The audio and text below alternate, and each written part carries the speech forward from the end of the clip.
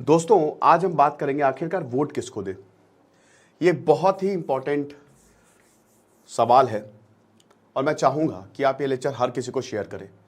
Everyone, ये आपकी जिम्मेदारी है। आमतौर पर मैं नहीं कहता सब्सक्राइब करने को, शेयर करने को, but do share this lecture. हर इंसान जितना हो सके शेयर करे। आलतू फालतू चीजें शेयर करते हो, स्टेटस पे लगाओ, बट इसको शेयर करो। आज हम बताएंगे, देखिए मैं किसी पे बात नहीं करूंगा, डिक्टेटर फलाना धमाका, वो सब ऑलरेडी कवर कर दिया है। लेकिन वोटिंग कैसे की जाती है और वोट के मायने क्या हैं।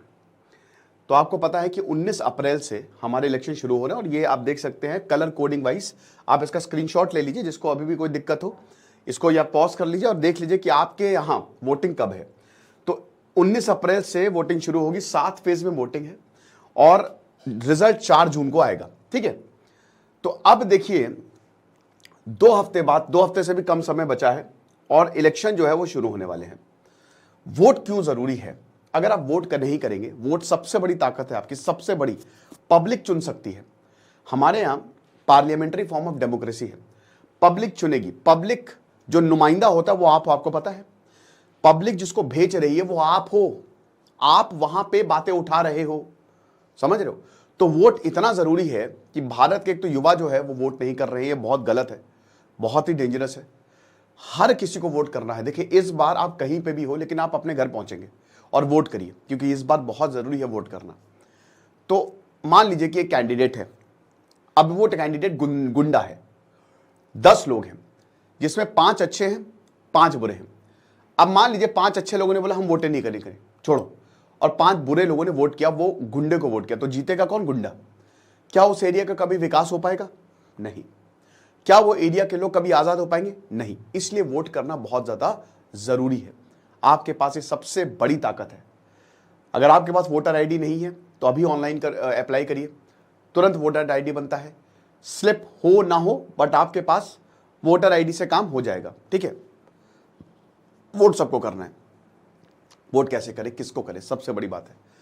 वोट देने के कुछ पैमाने, कुछ पैरामीटर्स हैं। सबसे पहले वोट जो होते हैं ना, आप किसी चेहरे को देख के ना दें। नरेंद्र मोदी हो गए, अरविंद केजरीवाल हो गए, राहुल गांधी हो गए। हमेशा याद रखिए कि वोट हमेशा काबिलियत को देख के दें। अब इसको कैसे देखेंगे हम? जैसे अभी लोकसभा के चुनाव है तो अभी मेंबर ऑफ पार्लियामेंट, सांसद चुने जाएंगे, ठीक है ना, जो लोकसभा में आपके लिए बैठेंगे। अब हर शहर का एक सांसद है, ठीक है, हर शहर में एक सांसद। जैसे यूपी की बात करें तो सबसे ज्यादा 82 लोकसभा सीटें यूपी में है। तो अब हर शहर या हर एक एरिया का एक सांसद होगा, ठीक है। जब हम, और यही बात लागू होती है जब विधानसभा चुनाव होते हैं। तो जो कैंडिडेट्स डिक्लेयर हो जाते हैं, पहली चीज जो है कैंडिडेट्स को देखिए, ठीक है। थोड़ा सा इसमें आपको मेहनत करनी पड़ेगी। कैंडिडेट्स को देखिए, एक एक कैंडिडेट की आपको खाली आधा घंटा देना है। एक एक कैंडिडेट की काबिलियत देखिए, भले वो निर्दलीय क्यों ना हो। उस कैंडिडेट को देखिए कि उसकी कितनी काबिलियत है, उसका रिकॉर्ड कैसा है, उसकी क्वालिफिकेशन कैसी है। क्योंकि आप चेहरे को देख के वोट नहीं करेंगे। चाहे बीजेपी हो, चाहे कांग्रेस हो, हर किसी को सीट चाहिए, याद रखिए।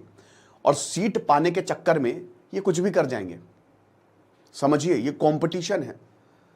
बड़े बड़े गुंडों को सीट मिलती है। अजीब बात है कि आज हमारे पार्लियामेंट में आधे से ज्यादा लोगों के ऊपर क्रिमिनल केसेस है। 90% अमीर हैं, करोड़पति हैं। मैं ये नहीं कह रहा हूं करोड़पति मत बनो, बट ये चिंताजनक है। ये क्यों होता है? क्योंकि हम चेहरे को देख के वोट करते हैं। नरेंद्र मोदी जो है वो आपको बचाने नहीं आने वाले आपकी कंस्टिट्यूएंसी में, याद रखिएगा। वो अपनी कंस्टिट्यूएंसी देखेंगे और देश को देखना है। चाहे राहुल गांधी हो, चाहे नरेंद्र मोदी हो, चाहे अरविंद केजरीवाल हो, चाहे ममता बनर्जी हो। तो सबसे पहले आपको कैंडिडेट को देखना है, क्योंकि अगर आपने कैंडिडेट अच्छा चुन लिया तो आपका एरिया, आपका शहर संवर जाएगा। समझ रहे हो?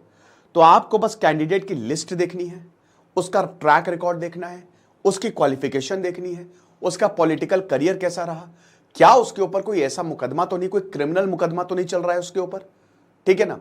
ये सारी चीजें जो है वो आपको देखनी है। ओके, ये अगर आपने कैंडिडेट को अच्छे से परख लिया तो आपका वोट बहुत सही जगह बैठेगा और उस एरिया का विकास हो जाएगा। किसी चेहरे को, किसी पर्टिकुलर पार्टी को एकदम फ्लो में आके किसी को वोट नहीं देना, क्योंकि ये आपके भविष्य का सवाल है। और फिर हम लोग बोलेंगे यार बताओ देश में कितनी दिक्कतें हैं, हमारे यहाँ कितनी प्रॉब्लम है, रोड नहीं बन रही है, पानी की समस्या है। वो इसलिए क्योंकि आपने वोट गलत आदमी को दिया है। 5 साल तक वो आपके ऊपर बैठेगा, याद रखिएगा 5 साल एक बहुत बड़ा टाइम होता है, ठीक है ना। तो इसीलिए वोट बहुत ध्यान से दे, कैंडिडेट्स को देखें, परखें और उसके बाद डिसीजन बनाएं कि हाँ ये हमारे लिए सबसे सही है, और ये आपके पास भी आएंगे।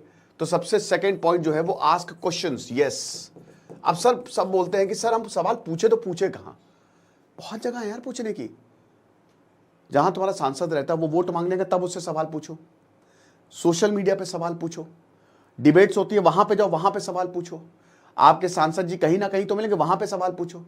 जहां पे आपको मिले वहां पे सवाल पूछो, ठीक है। तो बात यह है कि क्वेश्चंस पूछने बहुत ज्यादा जरूरी हैं। जो आपके इलाके में प्रतिनिधि है, ग्रुप बना के जाओ और बोलो कि भाई आप इसके लिए क्या करने वाले हो और आपने अभी तक क्या किया है, पूछिए आप, ठीक है। वोट अगर आपको देना आपका कोई आता है तो ये जरूर है कि सवाल जवाब हो, वो देखिए उनको आपका वोट चाहिए तभी आपके पास आ रहे हैं, आप समझ रहे हो। तो it is very important to ask question. Third point जो आपको ध्यान में रखना है, देखिए बहुत ज्यादा जरूरी होते हैं मुद्दे, ठीक है। आप वोट इश्यूज को देख के देखिए, इश्यूज और मैनिफेस्टो ये दो चीजें जो हैं ये साथ साथ चलती हैं।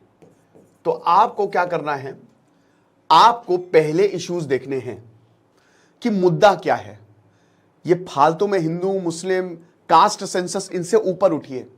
बिहार का आज इतनी बुरी हालत है, बिहार की अजीब बात है, वहां पे कास्ट को वोट दिया जाता है। और देखिए बिहार की क्या हालत है इस समय।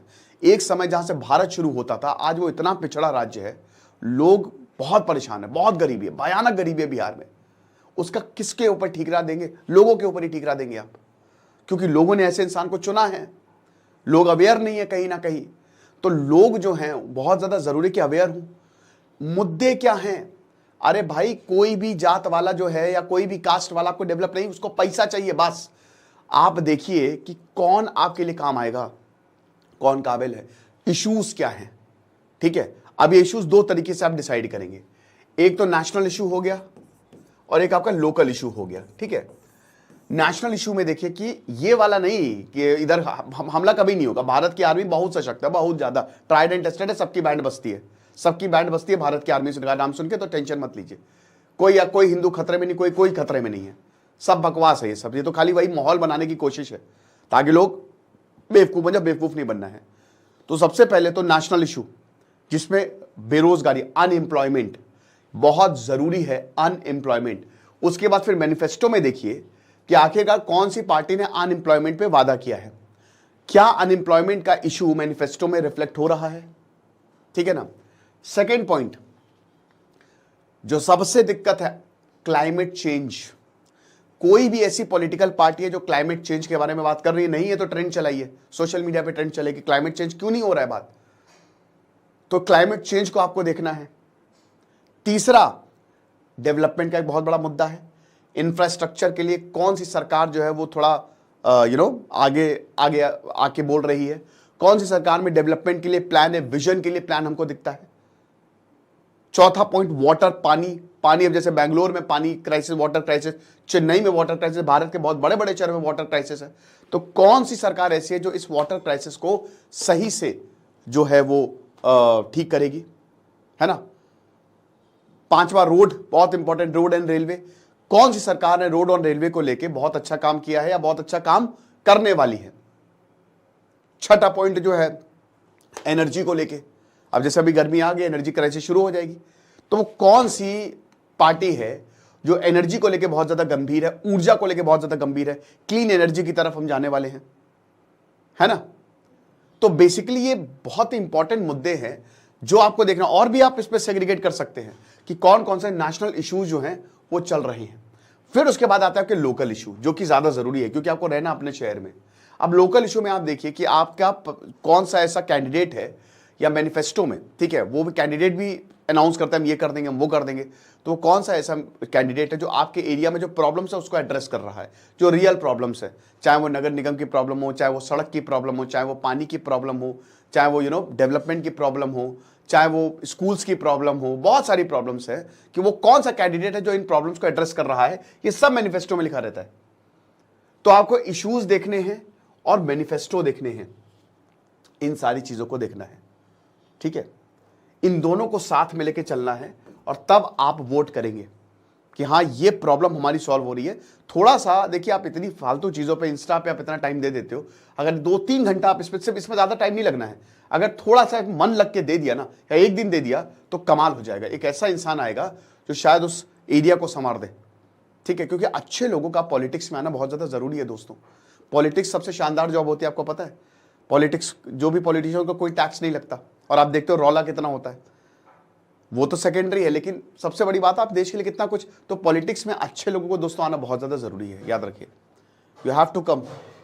जितने भी लोग हैं, सबसे ज़्यादा पावर चाहिए तो पॉलिटिक्स में मिलेगी, बिल्कुल इम्यूनिटी मिलती है, क्योंकि यही पॉलिटिशियंस जो होते हैं, क्योंकि अगर आप इम्यूनिटी नहीं दोगे तो बहुत दिक्कत हो जाएगी। इनको डेवलप करना है, ये नेता हैं, ये लीडर हैं, ये आपकी आवाज़ है, तो समझिए आपकी आवाज़ ऐसी होनी चाहिए जो आपकी हो, okay. And the last point, don't be a fool. बेवकूफ मत बनिए, ठीक है। किसी की बातों में ना आइए, कौन क्या कह रहा है, रियलिटी पे जाइए। कोई पार्टी अगर दावा कर रही है, रियलिटी देखिए, बहुत आसान है देखना। अब तो इतने सारे वीडियोस हैं, आर्टिकल्स हैं। कोई कह रहा है कि इस स्कीम से इतने को फायदा हुआ है, कोई कह रहा है कि हमारी सरकार ने हमने ये कर दिया था। तो अब देखिए रियलिटी क्या है, बस रियलिटी देखिए। अगर उसने वाकई में किया है तो बहुत अच्छी बात है, इसका मतलब वो सच बोल रहे हैं, और अगर नहीं तो वो झूठ बोल रहे हैं। तो झूठे लोगों को तो वोट देना नहीं है। तो बेवकूफ़ मत बनिए। बेवकूफ़, जानबूझ के लोगों को बेवकूफ़ बनाया जाता है, ओके। तो ये चीज़ें ध्यान में रखिए। तो वोट जो है, क्योंकि अब इलेक्शन आने वाले हैं, तो हम सबका ये कर्तव्य है कि इस तरीके के वीडियोस बनाएं। नींद से जागो यार, वोट जरूर देना है, हर हाल में देना है, चाहे जो भी हो जाए। खुश रहिए, पढ़ते रहिए।